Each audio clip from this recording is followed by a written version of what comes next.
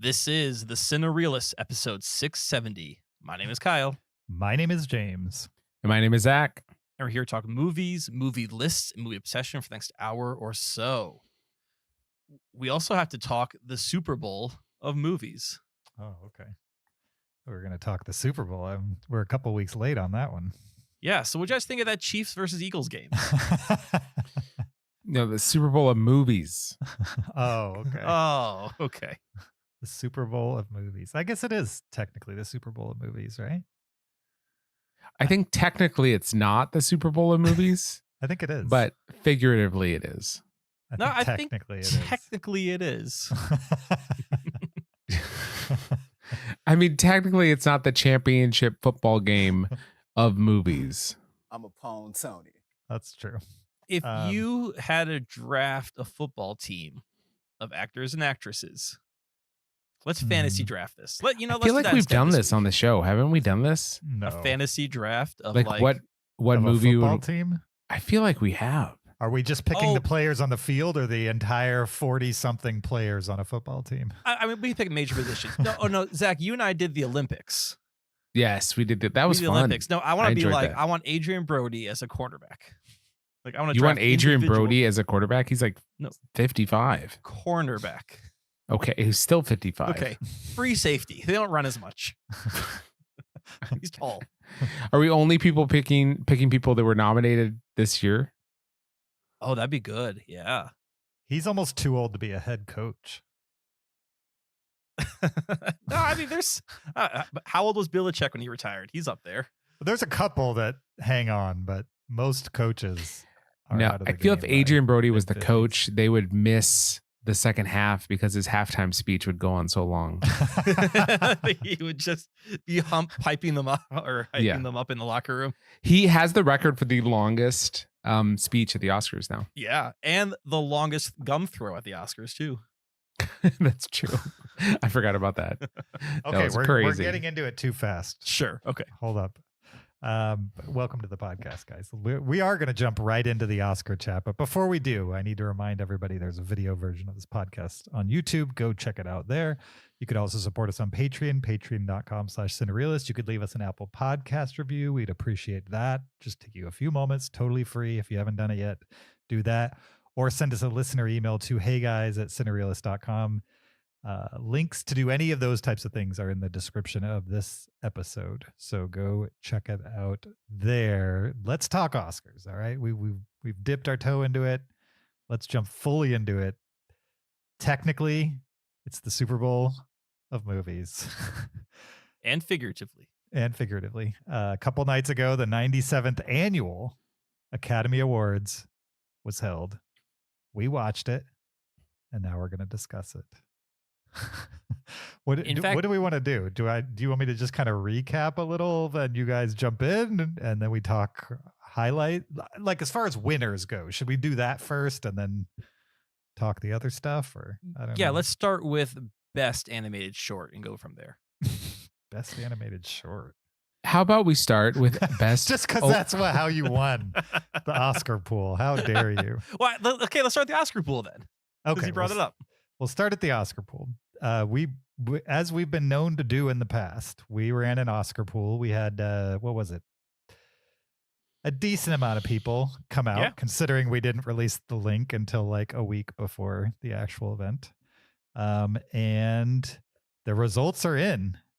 And by a full 2 points, the winner among the listeners is Tyler, who I don't know. Does anybody know Tyler? No. I recognize a lot of names in here. Don't recognize Tyler. So Tyler, you're going to have to speak up because we don't know where to send this mug that you won. You won a Cinereelist mug. Zach, I forgot to grab a Cinereelist mug from you when I was at your house. Oh, okay. You'll have to see me again. And James, you qualified that Tyler won among the listeners, but he also won the whole shebang. Sure, he won all of it as well. He won the whole thing, yes. Right. By 2 points.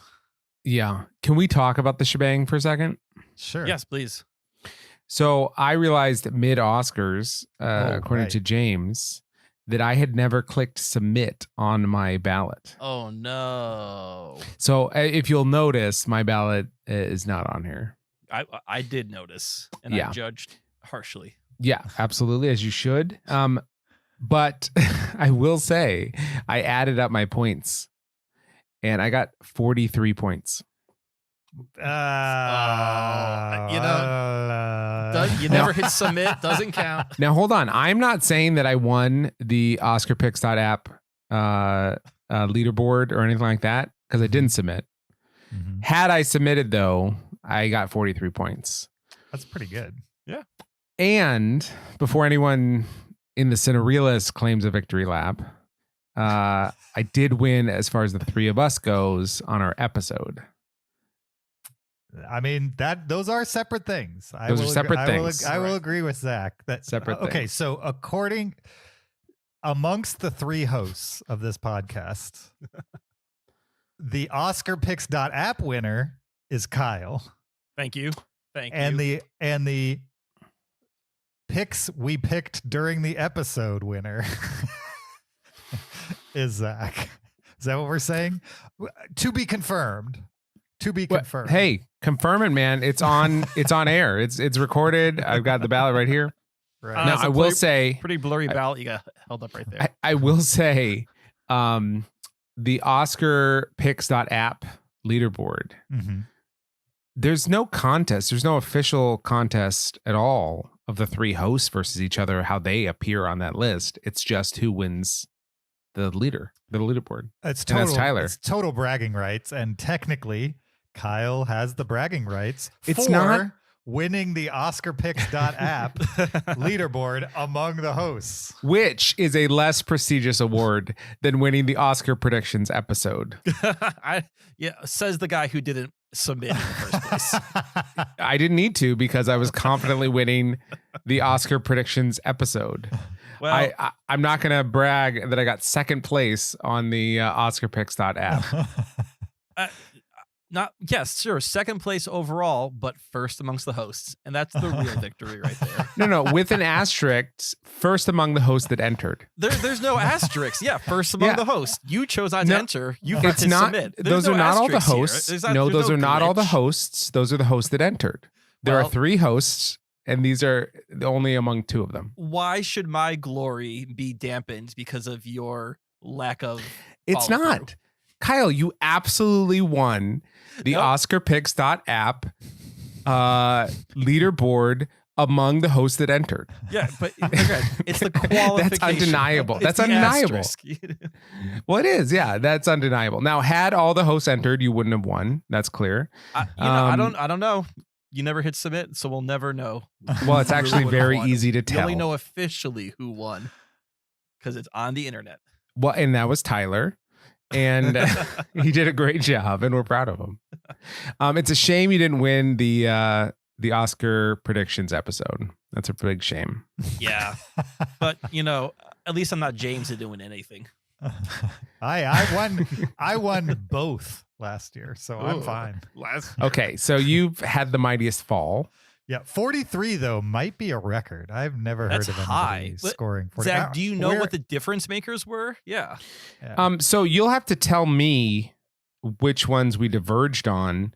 I know I got actress in a leading role, which James didn't. I So got that one too. Yep. Okay. Actress in a leading role, Mikey Madison? I didn't You say picked- Mikey Madison. You picked You said- Demi as Will. What? Yes. What you was said I Mikey on? as should. And during the Oscars, you mentioned that as well.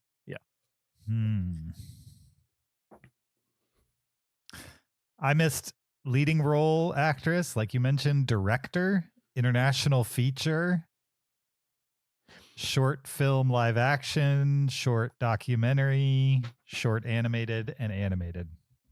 Kyle, which ones did you miss? I am pulling that up right now because I am on a new computer. It's probably it's the first time I can remember getting animated feature wrong ever. And I was fine with it because I liked Flo for sure. Yeah. That was my should pick. So I got that wrong as well. I picked, okay. That's I'm on my phone, guys. Me? Mhm. But go on me. Here we go. No, that's not my list. Where? Okay. All right. I will admit sometimes the usability on this app can be. It's wonderful. It's great. Okay, I got wrong. It's Oh the red no! ones. Oh no! I did say yes. I know that one. I did say Demi would win also. Interesting. Okay, so that could have been my one of my breakouts. That could Sure. have been your breakout. I got director correct. You said you got director wrong, James? I did. I got director correct. Okay. I got original score wrong. I got production design I got original wrong. score correct. Okay. Film editing. Film editing. I got that correct. Okay, I got that one wrong. Short film animated. got wrong. Definitely wrong. And then animated feature I also got wrong. I got that wrong. What did push me over for the official non-asterisk win over James amongst the hosts that submitted a ballot To I did pick- OscarPicks.app. yes, I did pick documentary short subject. Correctly. I think Nice. I think that's the one that pushed because I was one ahead of you, right, James? So basically, you won the lottery because that's like no skill involved. You just guessed it. flat So out. by I luck also of the got director though, which you did not get director. right, but I got had something you, else, so you didn't. Yeah, We would Kyle, be had you tied. not randomly chosen the correct answer for documentary short, you would have gotten last place in the official OscarPicks.app among the hosts that Among the submitted. hosts, yeah. No, I would have tied. Instead, I got last place. How much was documentary short film worth? 1. Okay, so you would have Oh, no. tied for last place. No, he still would have won. He would have beat me. No, not with one. He's only I think one he's ahead of two you. ahead of me. No, he's one ahead No, of he's you. one ahead of me. He would have tied for last place. How dare you? I got short doc and short film live action. So that was really my shining. Okay, so really you only won because of luck, not skill whatsoever. Because luck is the only reason you won. I mean, No. I last- wanted to back a Sean Baker's director. last year when I won, Zach, you're trying I- so hard to take this away from me. No, it's not I'm- official. Kyle, Only two No, minutes no, play. You just it got luck. absolutely is official. I'm just trying to name what it is, what it is you won, right? You didn't win the leaderboard. That was Tyler. You didn't win the OscarPicks.app leaderboard among the hosts. Yes, I Oh, he did. did. I did. No, did no, win that. no, no. He won among the hosts that submitted because if we include all the hosts that didn't submit or did submit, I would have won. Well, but So but it's you only did the it. hosts So that submitted. that's all in hypotheticals. Hypothetically, you would have won if you submitted, but we'll never know because you never submitted. That's why you're the winner of the OscarPicks.app leaderboard of the hosts that submitted. That is the non-hypothetical race that you won. Now, had you not guessed randomly on 2 by chance, you might have gotten last place. But we're not going to mention that. That's hypothetical. I will say, I did not expect Wicked. I underestimated Wicked's ability to sweep a lot of the technical awards. Yeah. Wicked did well. Yes, Wicked did well in the less prestigious awards. Yeah, we should say the biggest winner of the night was Honora, which took home 5 of the 6 awards it was up for, including Best Picture, Director, Actress, Editing, and Original Screenplay. Kyle mentioned this in the Discord chat while the event was going on, but with his 4 direct wins, Sean Baker tied Walt Disney's record for the amount of Oscars a single person can take home in one night, which is pretty impressive. Not bad. Considering how long that record has stood. The Brutalist went home with 3 awards. Wicked and Dune Part 2 each got 2 of them. Another movie that got 2 awards, Amelia Perez, which had the most nominations, 13, only took 2 home. I feel like that happens often. Like it happened to La La Land too. They had a ton. They had like 14. And they won some of them, but not, the bulk of it. Remember Killers of the Flower Moon last year? Mhm. Had like a ton of nominations. Did it take a single Oscar home last year? I don't remember. I don't know if it took a single one. So Yeah. The big winner of the night was definitely Anora. Best actor, Adrian Brody, which, as Zach brought up earlier, he had quite the speech, I would say. Speech of the night, maybe. Well, it wasn't the best speech of the night. It wasn't the best speech. It was the I'm longest. joking. I couldn't even tell you what he said. He was up there so long and basically said nothing while he was up there. Like, I can't think of anything that he said. He did thank Harvey Weinstein's kids. Did he? He did? Yeah, he's dating Harvey Weinstein's ex-wife. Really? Real? Oh, yeah. Yeah, that's the woman he threw the gum to. That's Harvey Weinstein's ex-wife. That's interesting. And I guess they call him Popsy because he says something like, Popsy's coming home. So Harvey Weinstein's kids call Adrian Brody Popsy. So, okay, this ex-wife, though, is an ex-wife that had kids with him? Yeah, she was married to him until 2019. Right, but like, when did they get married? 2018 or 2001? You know what I mean? There's a big gap there. I don't know how many times Harvey Weinstein was married, is what I'm saying. Yes, this woman is the mother of Harvey two of Harvey Weinstein's children. I don't know how many kids he has. But. Not that, like, you know, the sins of the father don't necessarily mean the sins of the children, or ex-wives. But what? We're going with this. What's the second part of the sentence? It's just weird, right? No. Harvey Weinstein's ex-wife is dating an actor, a very famous actor. It's weird. Not as weird as Kylie Jenner with Timothy Chalamet. With Timothy Chalamet, which I know. Date who you want, but I don't know. It just felt like she. I know she's very popular amongst like influencers and the youths, and you know, like she's famous for being famous. The youths, yeah, yes. But like I'm like, and anyone can be there. Like I'm not trying to. I am gatekeeping who could be there, but at the same time, like I'm not trying to gatekeep. But it just felt weird that she was there because that really just felt like I'm here with this famous guy. Why can't they date? No, they can totally date. It's totally Why can't fine. she be there? I know. It was just odd seeing her there. She just felt out of place. That's they all. Can date. Who was it? Chloe? Who's the Kardashian that he's it's dating? Kylie Jenner. Kylie Jenner. Which I don't know which. So it's not even a Kardashian. It's a Jenner. Yeah, it's true. It's not even Kardashian. But it is in that orbit for sure. Yes. Every time they cut to him, it felt to me like a young mother sitting next to her son for some reason. like he brought his mom to the Oscars. I mean, he looked, maybe it was the yellow suit, but he looked really young, and she looked very made up. Right. What I don't understand about the yellow suit is, you know, you heard his speech at the SAG Awards, right? Where he's like trying to achieve greatness and, you know, like that kind of thing. I want to be the had he won, had he won the award, he would have gone up in the yellow suit and given his speech, and that would have been the clip that's shown for the rest of his life, right? Right. Like it doesn't equate with like I'm seeking greatness and I'm gonna have this yellow suit clip my whole life. Like that's the goal. I think he's also trying to be maybe not a fashion icon, maybe a fashion icon amongst actors. He's no Coleman Domingo, but I think he wants to be fashionable, and the yellow suit is fashionable. But Zach's right. I mean, it's kind of like your wedding photo. Like if you have a real shot at an Oscar, maybe don't wear something that might be completely out of fashion in a couple years. Yeah. Yeah. Also, the puberty mustache not doing him any favors whatsoever. Maybe it's for a role and he can't shave it because he has to shoot in 3 months. Is he playing like a 14-year-old? Maybe. I don't know. I'm not sure.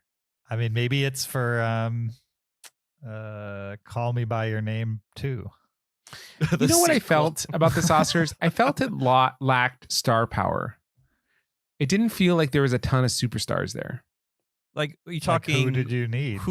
You wanted like a Matt Damon? Samuel L. Jackson was there. Matt Damon and Ben Affleck are doing Dunkin' commercials. They are not A-listers anymore at this point. I'm just trying to think of who are Zach's superstars. No, I mean, maybe it speaks to the fact that we just have less superstars now. Like there's no Tom Cruise there. Right. There was no George Clooney. No Tom Hanks. No Julia Yeah. Roberts. No Brad Pitt. Okay. I just think you're aging out as Yeah. far as like who you think superstars are. So Mrs. who Jack Nicholson in the front row. who were the biggest superstars that were there that night? Did you feel like it was star-studded? Like if Ellen took a selfie, it would be another selfie of stars. I mean, I think there I would were say enough people Timothy in that room. Chalamet is he's a huge star right now. Absolutely. Right. Just rattle off the superstar cast list that was there that are just younger, and I'm not thinking of them because I'm we thinking of talking Tom like- Hanks and Julia Roberts. Who was nominated or just who was there? Just who was there, you know. So I know we were talking about like there's that Bond tribute with like Doja Cat, which I at least have heard of before, and then Ray from Blackpink, who never heard it before, and not Ray from Blackpink. I'm confusing them. Ray and then someone from Blackpink because I'm an old guy. And I was talking about this with my coworkers. Lisa, thank you. Lisa from Blackpink. I was mentioning this to some of my coworkers, and a lot of my coworkers are like in their older 20s and young 30s, and like they knew exactly who those people were. So they're superstars to a younger generation.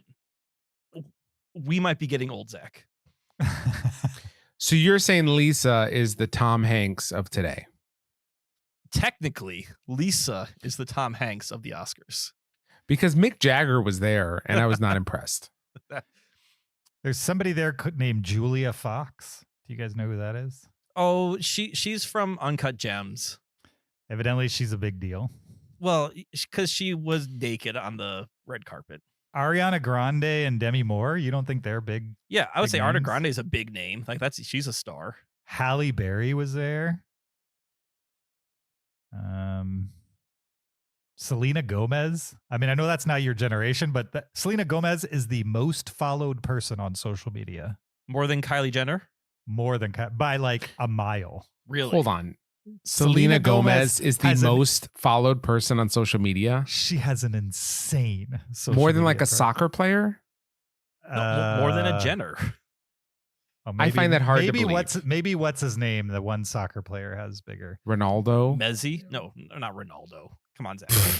Messi. I Get don't- with the kids.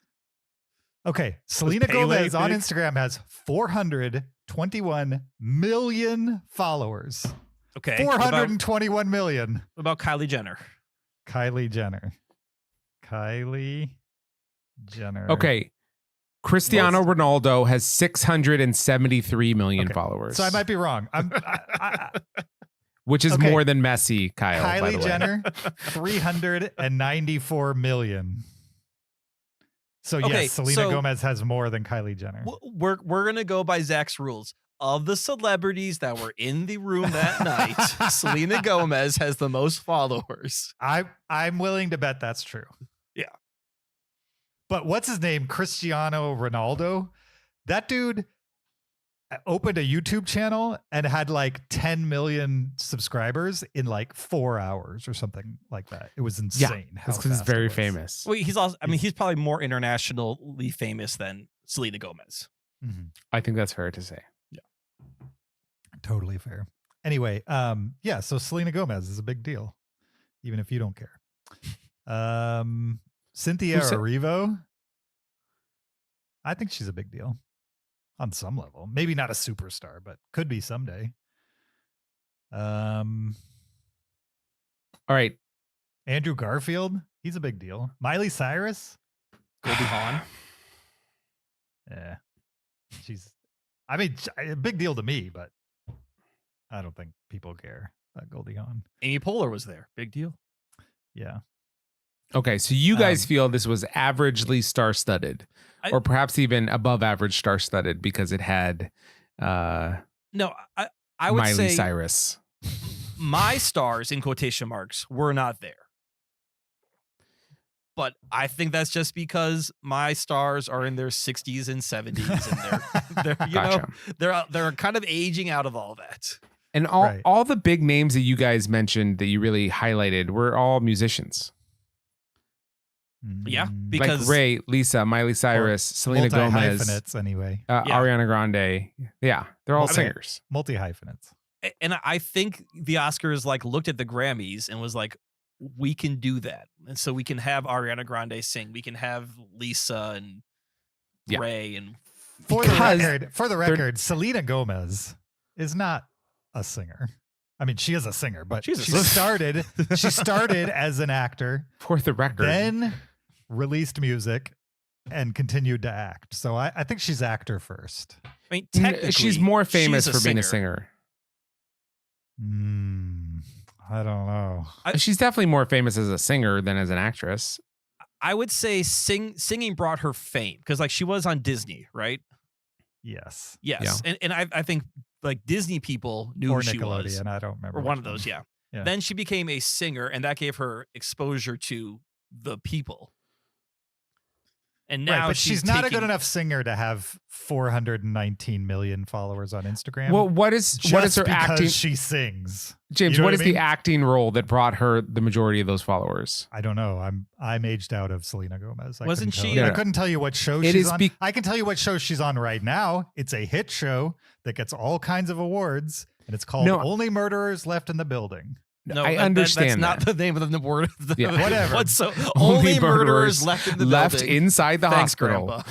What is it? Only murders in the building. Only murders in the building. I've only seen a season and a half of it because I got bored. But only murderers left in the building. I was kind of bummed too because show.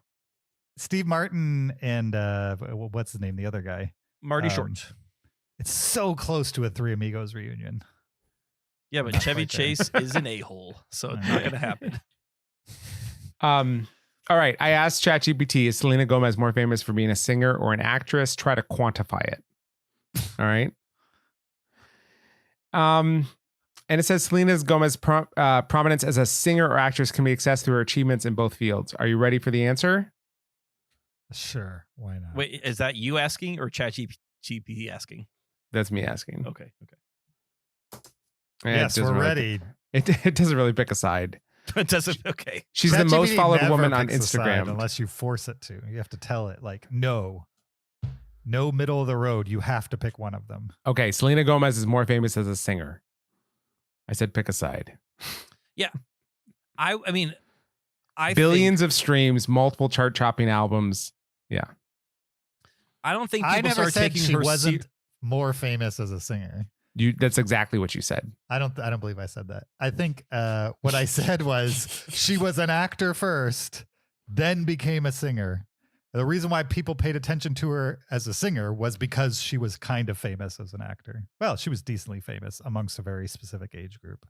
Well, same with Ariana Grande, but she's a singer first. Ariana Grande was never even close to as famous as Selena Gomez was as an actor. They're like the same level. Same level as an actor. She was no. Selena Gomez had her own show. Selena Gomez had her own show. Ariana Grande was like the breakout funny character on whatever show she was on. She was on the SNL version of Nickelodeon. No, she was on Victorious. I don't know what that is. No, she was on Disney. Obviously. Nickelodeon. Was she Nickelodeon also?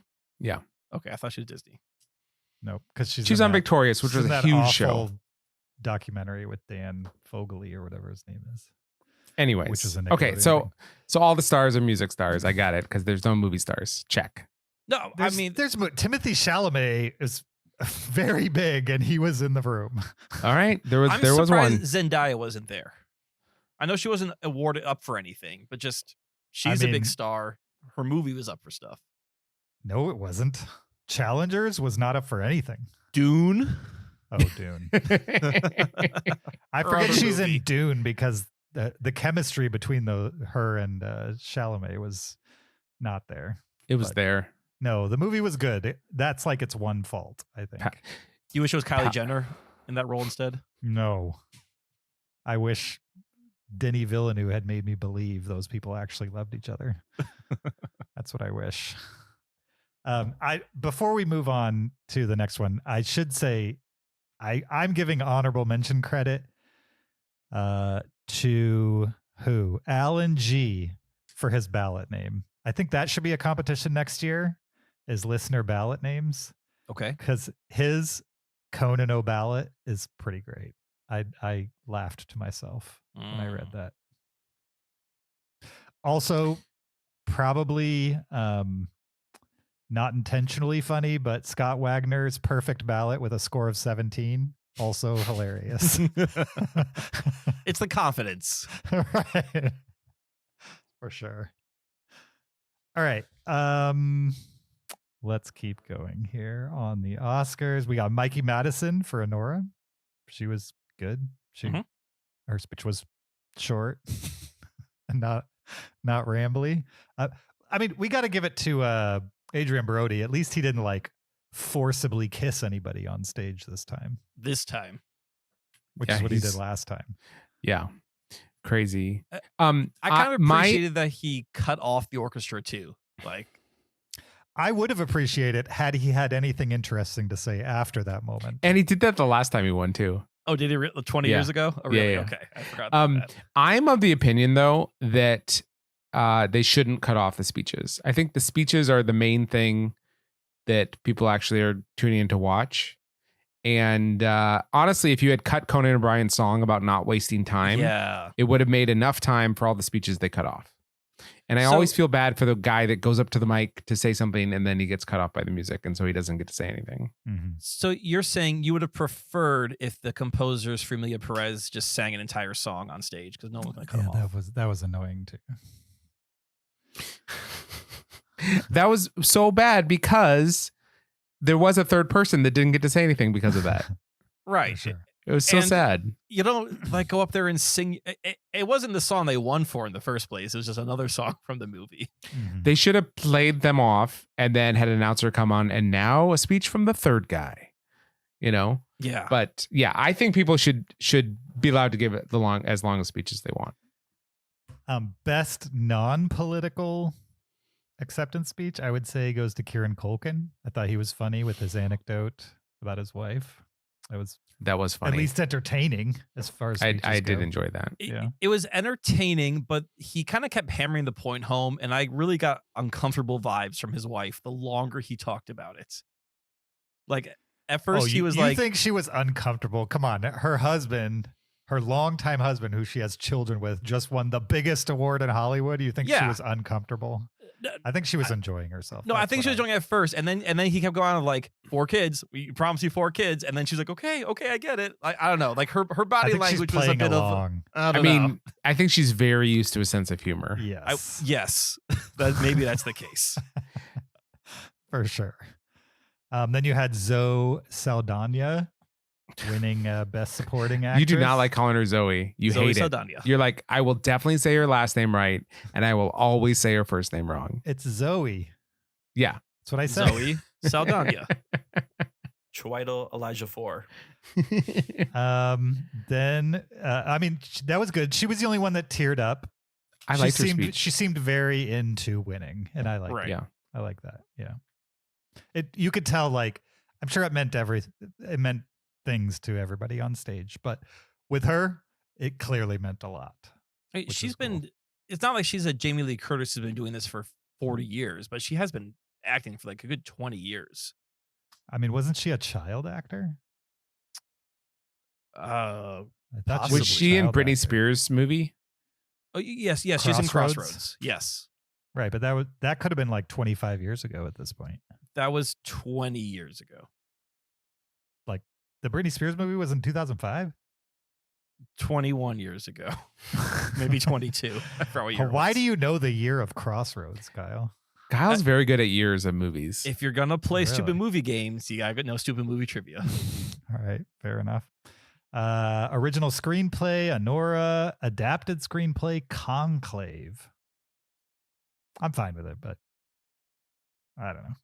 Crossroads, 2002. Okay. So closer to what I said than what you said. Hold on, I didn't venture a guess. So no, it was only closest among people. I said 2000. Closest among hosts who ventured a guess. Okay, James, we don't know what I would have said. Just give me this one win, all right? Asterisk. Animated feature went to Flow. I think that was a upset for the most part. Yeah, an upset happy to what? upset. People expected Wild Robot or Inside Out 2. I think one of the major studios, one of those two, I think were kind of expected, and turned out to be Flow, which is I was happy with, even though it wasn't my pick. I did catch Flow before the Oscars, and it's a good movie. You guys liked should it? see it. Thank you. Yeah. And you I would Oscar worthy. Next up, The Office. Production design. How many Wicked. Oscars has The Office won? Oh, it won a ton of the types of awards they give to TV shows. Oh, Emmys. They give Emmys to everything. There's so many categories for Emmys. They mean nothing.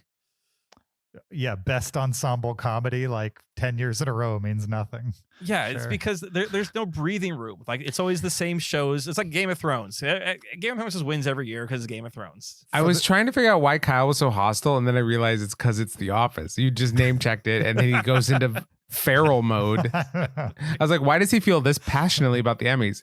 Oh, it's like as if I mentioned an iPhone to James. He just both of you froth at the mouth. The difference is I've used an iPhone. Production design. Oh, I've seen a reel or two on Instagram of The Office. That does not count. You know, there's the chili, there's the whatever, the CPR. There might be like a fire extinguisher one or something. Yeah, taking it 1 minute bites. They're hilarious. Krasinski looks at the camera funny ways. Steve Carell looks at the camera in funny ways. A lot of people look at the camera in funny ways. There's a lot of mugging. I'm sure it's great. Production design went to Wicked. That wasn't a huge shocker. Same with costume design. Cinematography went to The Brutalist, which we'll talk about, I'm sure, in this episode, because we're going to talk about The Brutalist in full. Makeup and hairstyling going to The Substance. I really liked that, just because horror movies always have great, not always. Mm-hmm. There have been in the past many horror movies with great makeup and hairstyling. They barely ever even get nominated because the Academy doesn't like horror movies. So I was excited that a horror movie won. Sound and visual effects, Dune Part 2. Original score, The Brutalist. We'll talk about that. Original song, El Mal, which I think was at least Zach. That was good. Prediction. Yeah. That was really good. I called that one too. Well, all three of us. of the three hosts, we all got that one right. Documentary feature, No Other Land. I was trying to figure this out and I couldn't. Google was failing me. Is No Other Land the only feature-length movie to win an Oscar without distribution? Without U.S. distribution. Without U.S. distribution. Possibly. If anybody knows, let us know. I'm curious. I haven't seen it said anywhere, and I'm assuming if that's true, it would be in kind of like recaps of the Oscars, because it would be very notable. But it seems to rarely happen if it has happened before.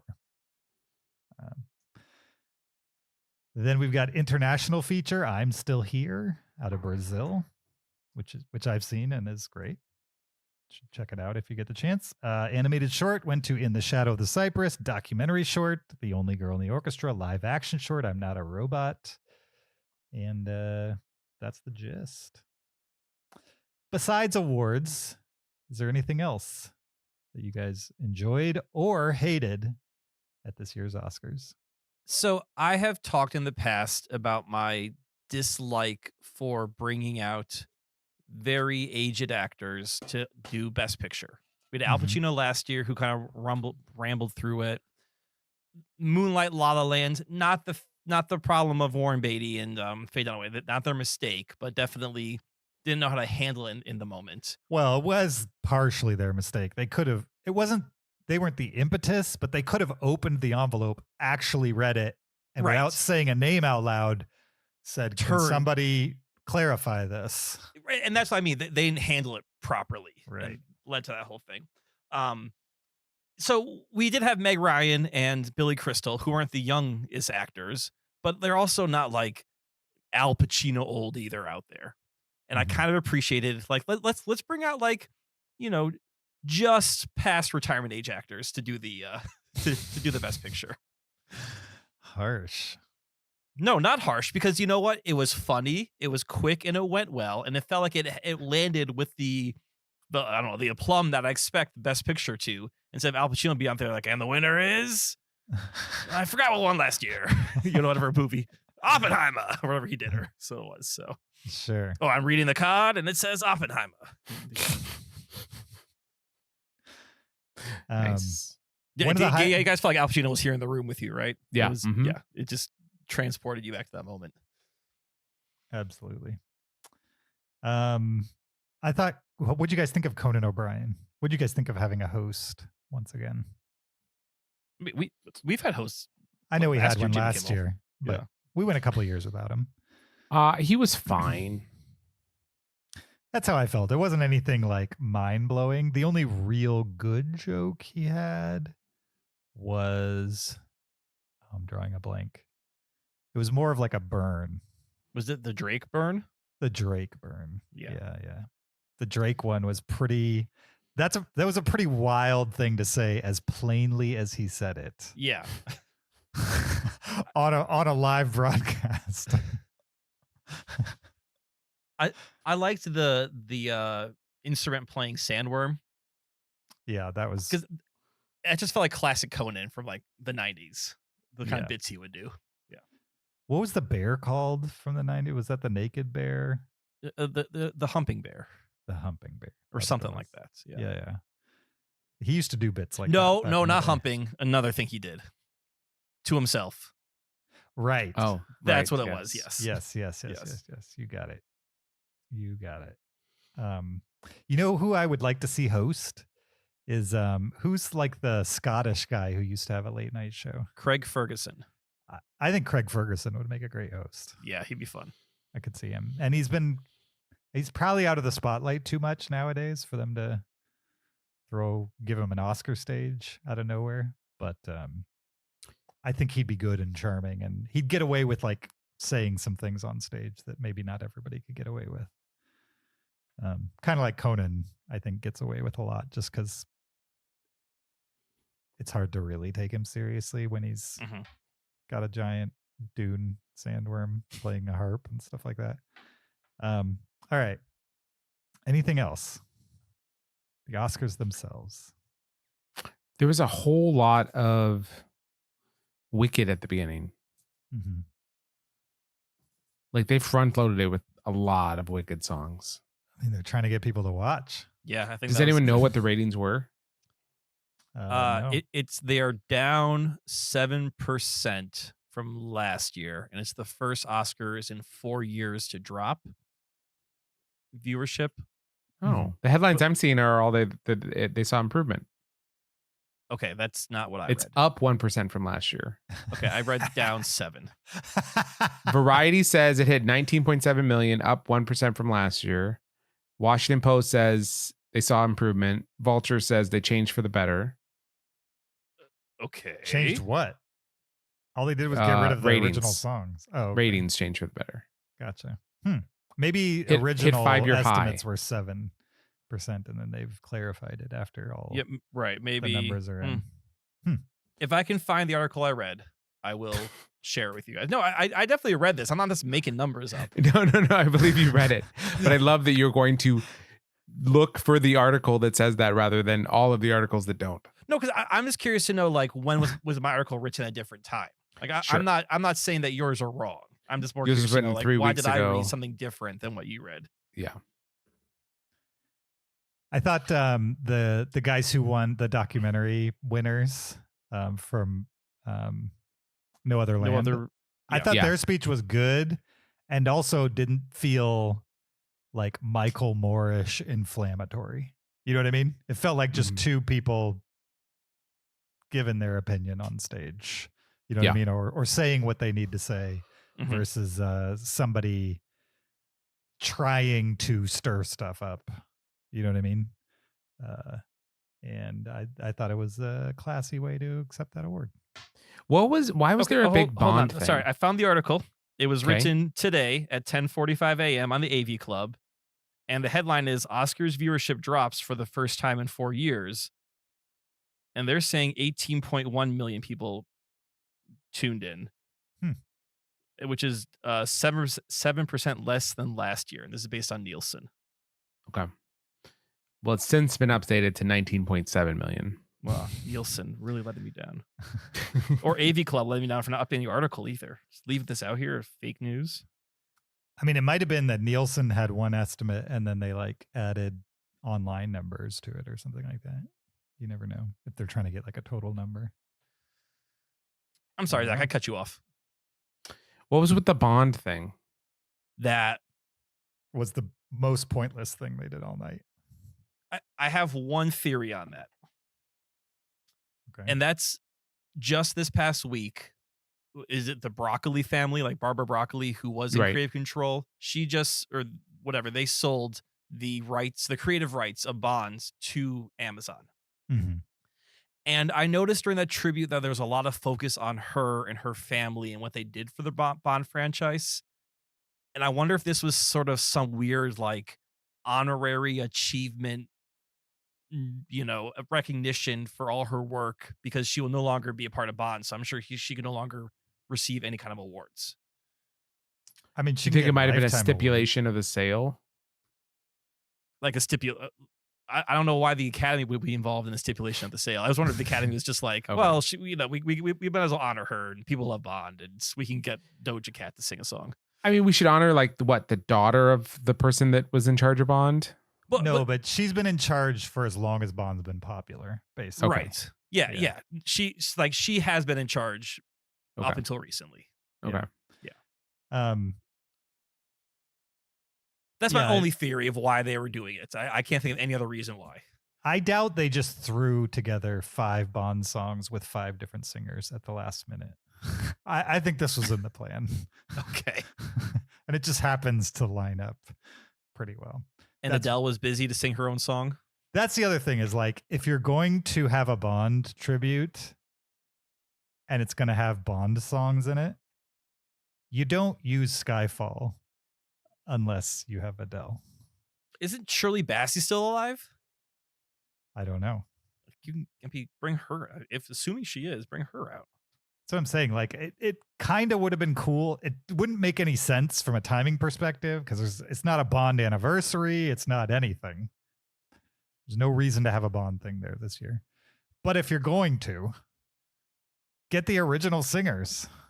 Like, make it cool, especially when you're talking Adele. You know what I mean? Yeah. Like, it's... Who did they have singing the Adele one? Was that Doja Cat that was singing hers? And she probably was the best of all of them, I thought. Like, she had the most bombast to her voice. Well, at least, you know, Doja Cat, like, does not care. You know what I mean? Like, she has no... She'll do anything on stage if it will get her attention. She will? I'll believe you on that one. Yeah, she's like, she's a memer. She, like, jumps on people's Instagram lives and stuff like that. She has no shame whatsoever, for sure. And that's why that's why a lot of people like her. I personally haven't listened to her music. I don't really have an opinion on her.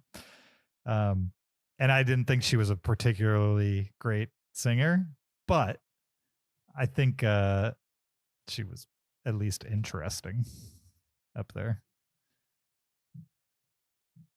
I always thought she was a rapper. I didn't know she like could sing or did. I think she sing. can do both. She's the T-Pain of the rap world. Does she sing in her music? She's pop.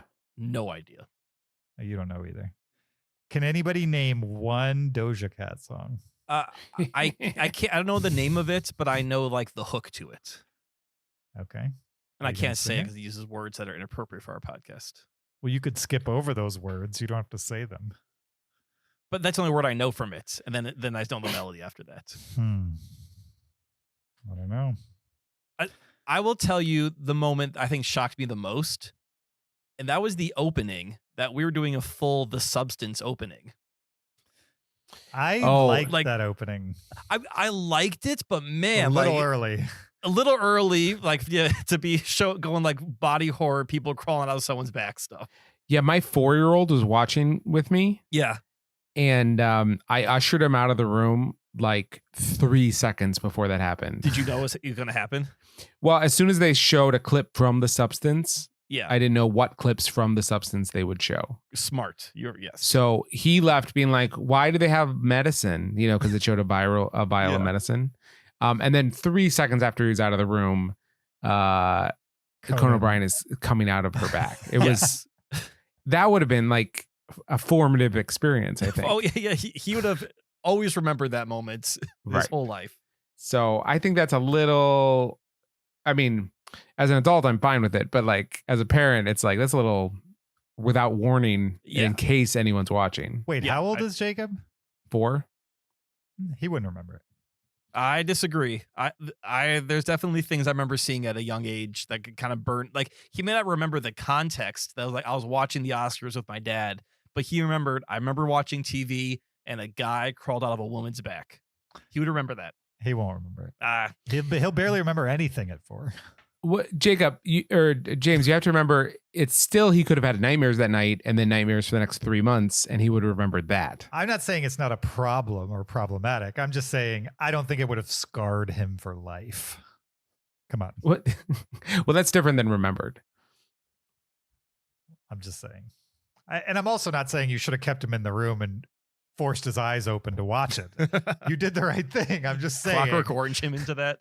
I'm just saying it wouldn't have been the end of the world if he caught half a peek of Conan O'Brien goofily coming out of a woman without any blood, by the way. Yeah, no, I don't know. I still think the image of like her back opening up, like we knew what was going to happen because we've seen the movie. If you're even Galen, like so my son did watch that and he was like, what is happening? And then later he really wants to watch The Substance now.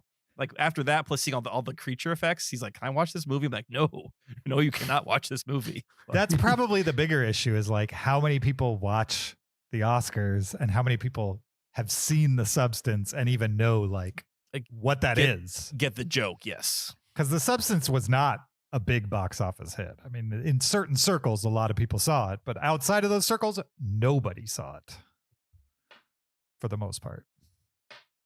Right? Like Wicked, a lot of people who aren't in normal Wicked circles saw Wicked. Substance, not so much. I no longer trust my movie news, so I have no idea who saw The Substance. Well, I can tell you by the box office, not many people saw The Substance, especially compared to Wicked. Well, yes, compared to Wicked, yeah. I imagine more people saw Wicked than The Substance. Compared to most of the movies there, less people saw The Substance, I would say. Not all of them, but most of them. All right. Anything else related to the Oscars? We've been 50 minutes on this. Wow. What are you rating the Oscars this year? Letterboxd rating. I'll give it a 3.5.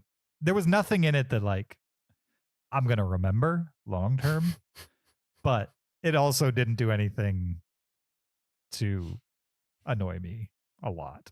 So I'm glad it didn't have any like stupid set pieces like let's deliver pizzas and all that kind of stuff. Like that really is such hated nonsense. You it was really such a waste of that. I mean, that has nothing to do with the Oscars whatsoever. That was terrible. That was a low point. The pizzas? Yeah. What about the John Cena nude on stage thing from last year? Was that the Oscars? Yeah, that was last year. Yeah. Wow, it's been a year since that. I didn't like that either. But what about I thought that was slapping? hilarious. What about one person slapping another on stage? Oh, yeah, that's classic Oscars. Let's be honest. The slapping on stage, I mean, I don't wish pain on anybody, but it was kind of great. I kind of wish stuff like that would happen more often. It was exciting. It was exciting, yeah. I mean, yeah. I don't want people delivering to be slapped, pizzas is not exciting. Fake things is not exciting, but having two people legitimately beef on stage, I'm into that. Well, that's the fun of a live event. You don't know what's going to happen, right? Yeah. Except for when they tape delay it, so that way you don't see the slap because well, that's why we have Australia, right? That's why we got the Australian feed. Thankfully, we got the Australian feed at the moment, but it's no rules over there. They add slaps into their productions. they're extra slaps just for fun. Yeah. All right. I gave it a 3.5. What are you giving it, Zach? I'm going to give it either a 3 or a 3.5. I'll give it a 3 because all of its stars were from the Grammys. Except for one wearing the man in the yellow hat. I'll give it a 3.5. A naked John Cena would have been a 4, but you know. All right, 2 3.5s and a 3 for the 97th Annual Academy Awards. Let's move on to our movie of the week, the movie that earned Adrian Brody his second Oscar. And Nosferatu, his first Oscar. What? The composer. The composer was Nosferatu? If look at a picture of the composer from The Brutalist and tell me that Nosferatu did not win an Oscar. Oh my god! You guys weren't watching this? You're being mean. We because said this in the looks? chat.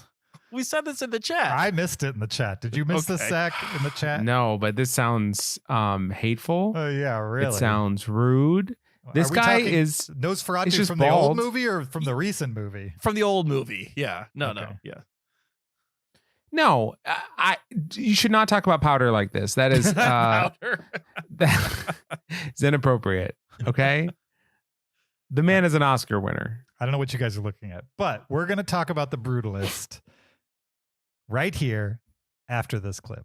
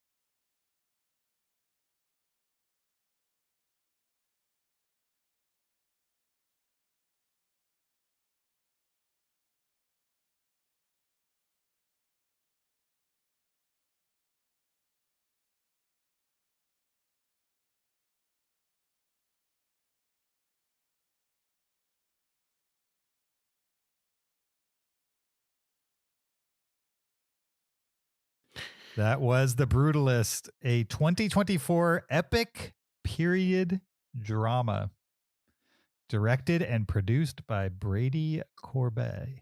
Corbett? Brady Corbet. Brady Corbet. Assuming it's the French pronunciation. Corbett? Who co-wrote No, not Corbett. Co-wrote the screenplay with Mona Fastvold. This movie stars Adrian Brody, Felicity Jones, Guy Pearce, Joe Alwyn, Raffi Cassidy, Stacey Martin, Emma Laird, Isaac de Bancale, and Alessandro Nivola, amongst others. The official IMDb plot synopsis for The Brutalist is: when a visionary architect and his wife flee post-war Europe in 1947 to rebuild their legacy and witness the birth of modern United States, their lives are changed forever by a mysterious, wealthy client. What did you guys think of The Brutalist? So I saw it in the theater, Oh, nice. and I think this is a great film to see in the theater. Apologies that we're reviewing it probably when it's too late to do that. But it's like 3.5 hours long, and it has an intermission, like a 15-minute intermission, which I think is perfect, is wonderful. I would rather a 3.5 hour long movie with an intermission than a 2.5 hour movie without an intermission. Because you can take a little break in the middle. Okay. I think the pro-break, content yes. should fit the length. Well, obviously. Okay. Yeah, obviously. Don't stretch out 2.5 hour movies to 3.5 and throw a intermission in the middle. That is not what I'm looking for. I'm just saying, I'm not scared of a 3.5 hour movie if you give me an intermission in there. Sure. Fair enough. And I really enjoyed it. I thought it was cinematic and epic and pretty awesome. I think Adrian Brody and Felicity Jones both gave really good performances.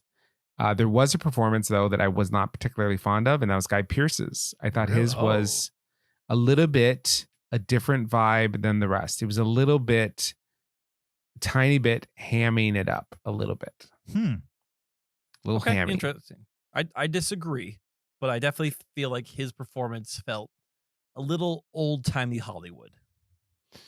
Yes. When the rest were like very realism, kind of focused, right? And he was a character, I thought. I can see that. I don't agree with your criticism, but I can understand it. And then also there was a scene, which I will not spoil, where him and Adrian Brody towards the end of the film have like an exchange. Is this an encounter outside of a... Yes. Okay. Yes. Yep. And I had to read about it later to realize what was actually happening there. Or no, not. I mean, I think the movie talks about what happened there later. It does, yes. So But you didn't at the know time, in the moment what was happening? I did not know. All right. So there's that. Okay. Interesting. Otherwise, I thought the movie was really interesting. So you didn't Yeah. like this exchange, or you didn't like the idea that you didn't know what was happening? No, I liked the exchange. I mean, I loved the exchange, Sure. but I didn't realize. I thought for a dum-dum like me, it didn't. I didn't see it clear enough to know what was exchanging. It wasn't. Gotcha. It wasn't obvious to you in the moment what was happening. Yeah, now it got cleared up at the end, so I'm fine. Yeah. But like, had I known, then I could have, You would have been a little more horrified. yeah, had the exchange been, we're not going to say what the exchange Right. made anyone feel. I'm curious to know off podcast what you thought was happening in that moment. Yeah. I'm curious too. There's only a couple for laughs. I'm options. just curious to know. Yeah. There's really only a couple options, and well, really, there's only one option in my mind. But I will put it in the chat so you don't have to wait. I thought it was that. I That's a thought that was typo. exchange. Okay. I don't you know know what what word you is. know what he means. Anyways, apart from that, I like the movie. I don't care for brutalism as an architecture style in general. There's some cases of brutalism that I do enjoy. Mhm. I thought that his particular style was beautiful, and I like seeing an artist who cares about his craft, and it's cool. So I like the movie. I enjoyed it. What are you guys' thoughts? I enjoyed this movie a lot. It is 3.5 hours. I unfortunately did not watch it in the theater. I watched it at home. And I did watch it over 2 sittings because it had a nice intermission in there. But it never felt long to me.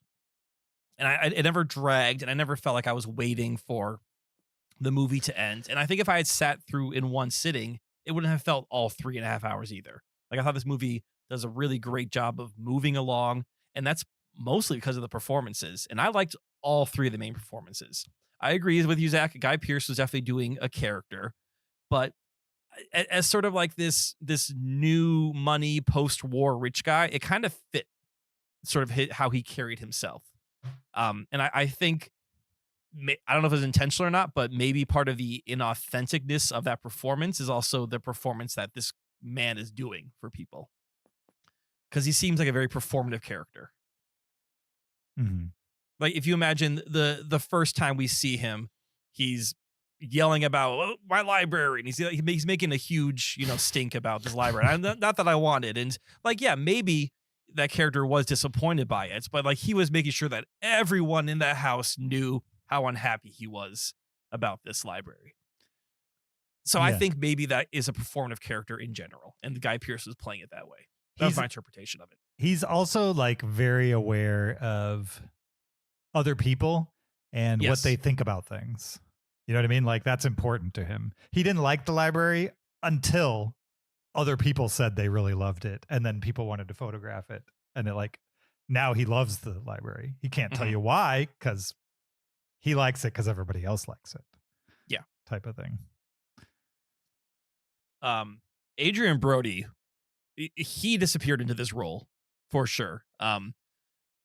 I went into this knowing this was not a biopic, but I thought it was, just previously. And even though like this is not a real person and this is not a real story, as in someone experienced this, I felt like this person was real, and I felt like this experience was an authentic immigrant experience. And that's a lot what this movie is about, is like what it was like for immigrants coming to America post World War II, and both being welcomed in the country, but also not as welcomed as they were expecting to be. Kind of how he was trying to fit into that part of society. I thought that was very interesting. I kept looking for Felicity Jones in the first half of this movie. I didn't know she would not appear until the second half. I was like, is that Felicity Jones? Is that Felicity Jones? Like, oh no. Okay, now there she is right there. When it comes to brutalist architecture, I think like the intentional brutalist architects, I like the ones who are like making their architecture in that brutalist form for a statement. I don't care for like institutionalized brutalism, like civic buildings. Those are just ugly.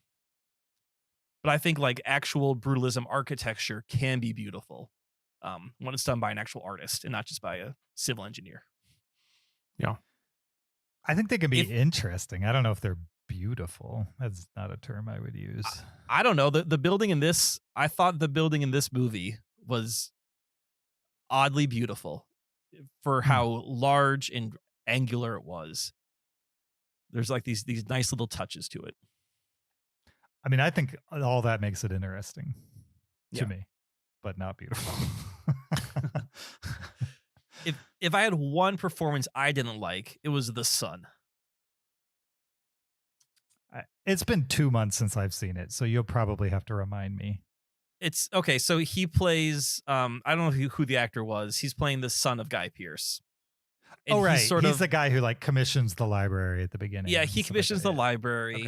Okay. And like, he's a smarmy character. Like, you're not supposed to like him, and he does some pretty awful things at the end of the movie too.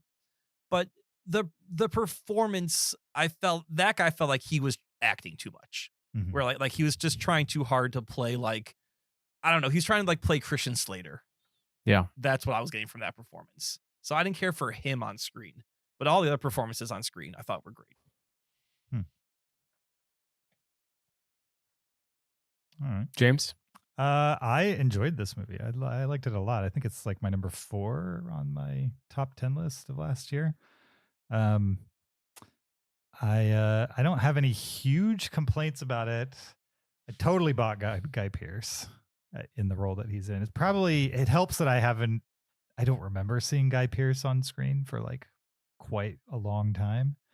And so, yeah, it's just been a while since I've seen him on the screen. And in this, he's supporting role and he's kind of acting like in nothing else that I remember him from.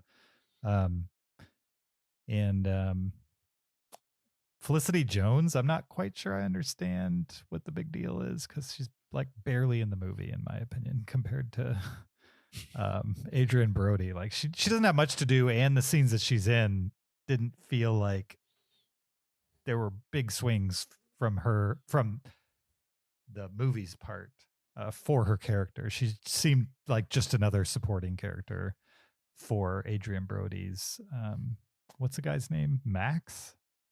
Laszlo. Laszlo Toth. Yeah, Laszlo. It felt like most of the characters, except for maybe Guy Pearce, just kind of exist in this story to push Laszlo's journey along.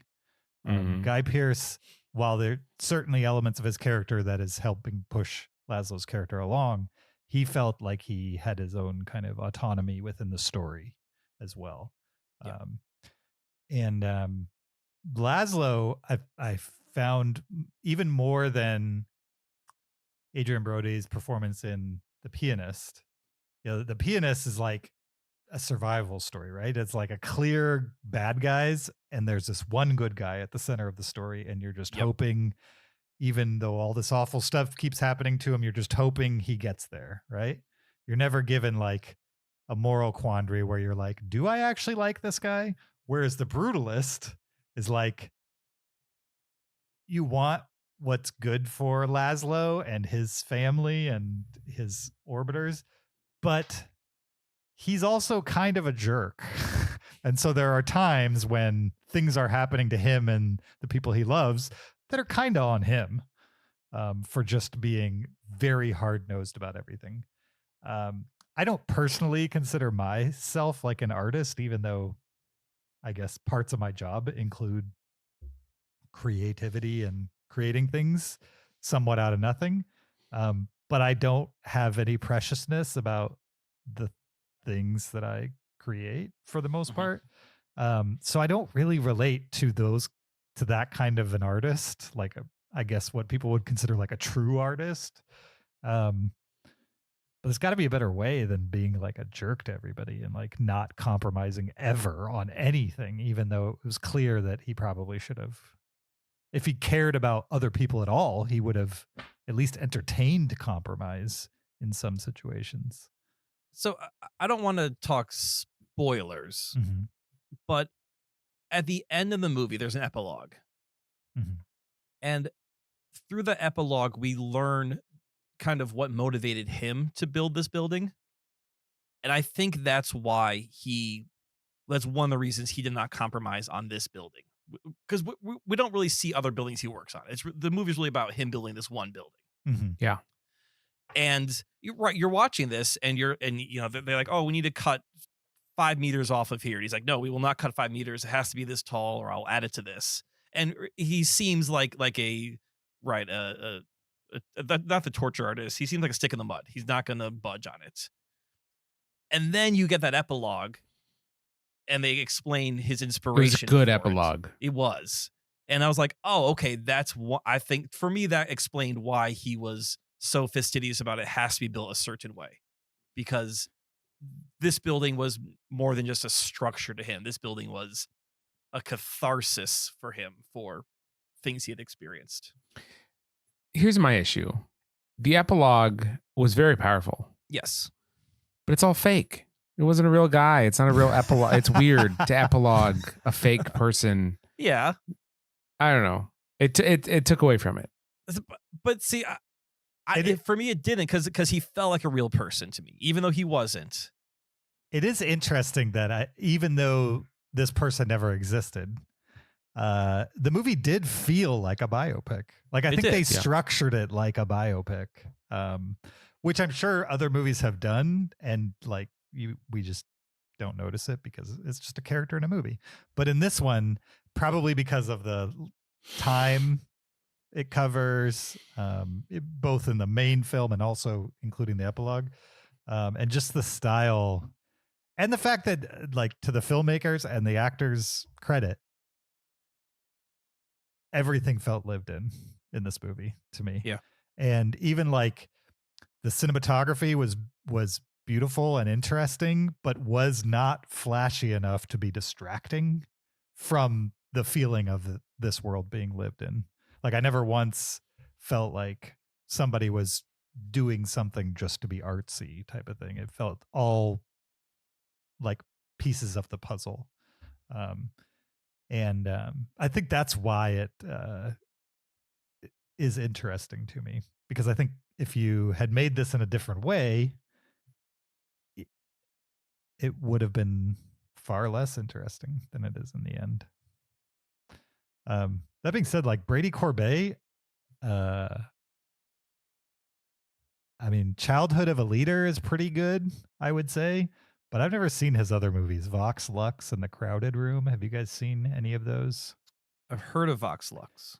Childhood of a Leader is pretty wild. Okay. Because it is essentially, they don't say it, but it's essentially Hitler's childhood.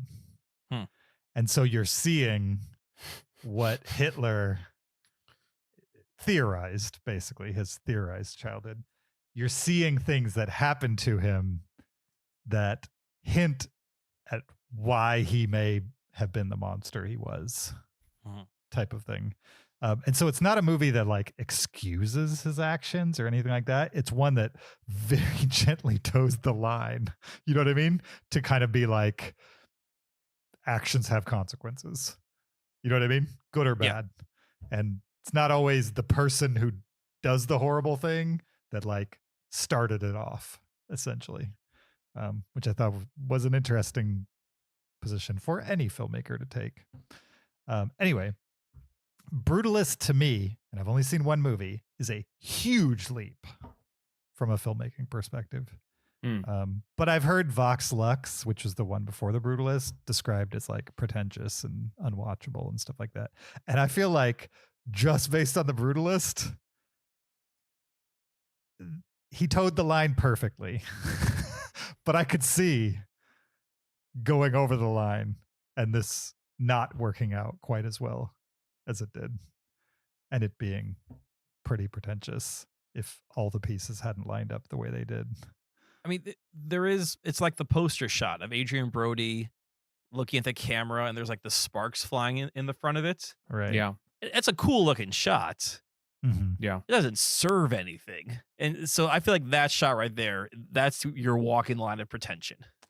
And the shot in the movie is even, like, less descriptive than the poster, because the poster shows, like, structures in the background and stuff like that. In the movie, it's just like a sunset with sparks in front of his face. Yeah.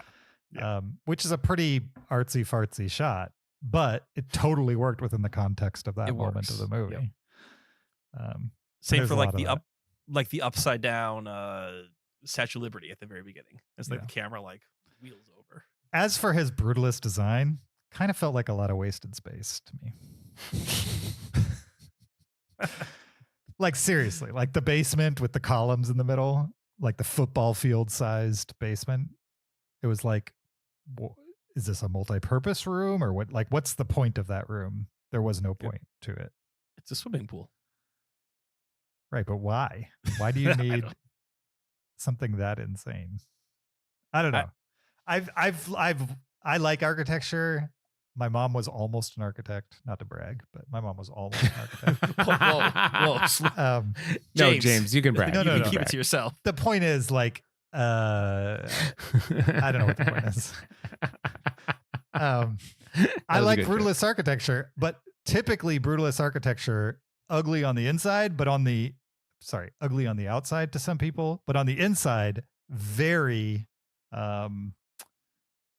use specific. You know what I mean? Like, they don't waste space on the inside, whereas in this design, I shouldn't say all, like, there are some Brutalist designers that didn't care inside or outside, but most of them were all about utility on the inside, and on the outside it was also utility, just a beautiful concrete building essentially without any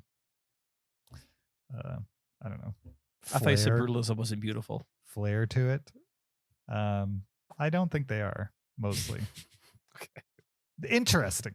I think they're interesting. Okay. I don't think they're necessarily beautiful, but I can see how some people do. Anyway, point is, I like this movie. It's good. Anything Yeah. else? I enjoyed this movie. It is long.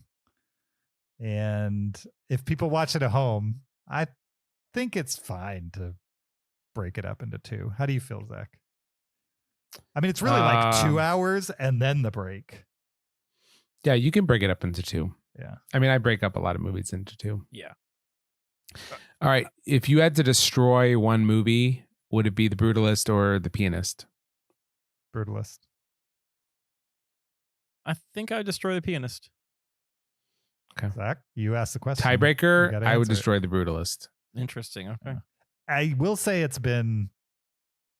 only seen The Pianist once. And Yeah. that was same here. 25 years ago or so. So I have not. When's the last time you watched The Pianist, Zach? 15 years ago. Okay.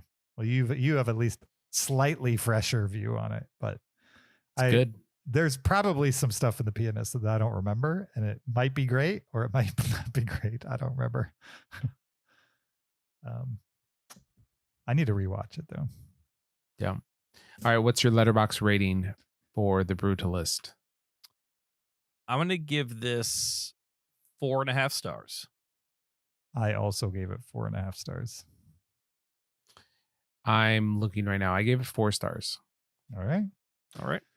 2 4.5s and a 4-star letterbox ranking for The Brutalist. Thank you for listening to this episode 670 of the Cinereelists. We appreciate your listenership. Don't forget, find the video version on YouTube, support us on Patreon, leave us an Apple Podcast review, or send us a listener email to heyguys@cinereelists.com. Links to all of those things are in the description of this episode. You could also follow us on social media on Twitter, Instagram, Facebook, or TikTok @Cinereelists, or you can follow me on my personal Blue Sky or Letterboxd account @YoJRB. You can follow me on Twitter or Letterboxd @Shopping. You can find me on Letterboxd @PeterSKB. We will be back next week reviewing or discussing, criticizing the movie Mickey 17 by director Bong Joon-ho. Is this his follow-up to Parasite? Was there nothing in between Parasite and This is the follow-up. this is the follow-up? All right. Looks interesting. By the trailers, it looks like a comedy sci-fi. Is that right? I haven't seen a trailer yet. All right. I kind of wish I hadn't, but I saw it in front of something or other. Zach, are you into Mickey 17 or?